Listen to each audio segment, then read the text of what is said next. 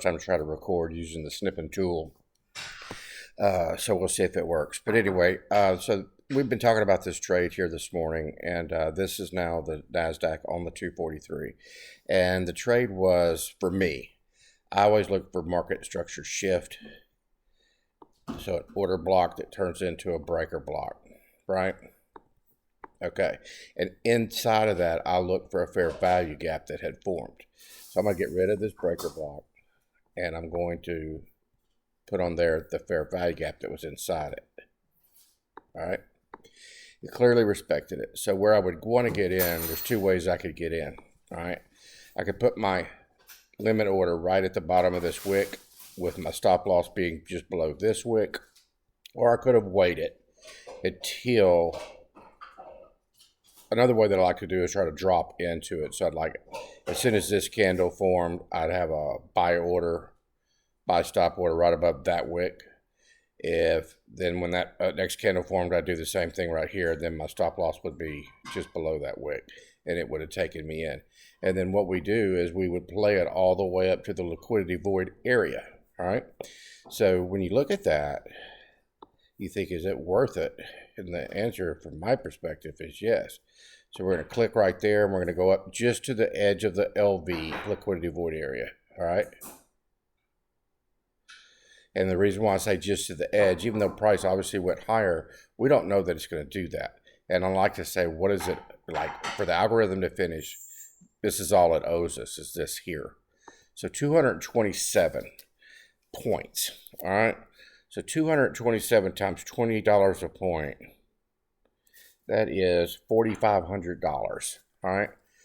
That is, I mean, with one contract, one micro contract. No, not micro, just a regular contract, all right? One mini. And that's more than enough for anyone that's trying to make it as a trader. So now what we're going to do is we're going to wait. There's nothing else to do right now. All right, we need to wait. And what is price going to do from here? I don't know. But we know on the 729, and hopefully this changes screens. On the 729, it looks exactly the same, except we're still right here. All right. But notice how price came back down and tapped back into the rejection block area. And because we thought maybe this was the start of the algo, and maybe it was, I don't know, but it did tap back in here.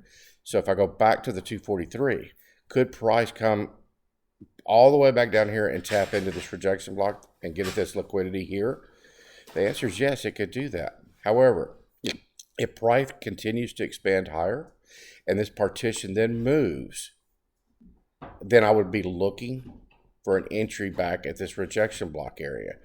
Order block, rejection block. So this area right in here from extension to the number one high rejection block, this will actually, once the partition moves up, that will actually be the order block area. And what I'm looking for is that same entry that I had down here, you know, a change in structure to the upside. You may not get it. That's just my trading methodology. You may have a different entry criteria. All right. So we shall see where this goes. But I hope this is helpful. And again, if you're trading this morning, there's nothing for you to do right now. Just wait until price tells you what it wants to do. And since this is Friday, it may not ever get to this area or this area. It could just sit here and ping back and forth between this liquidity void and this liquidity void.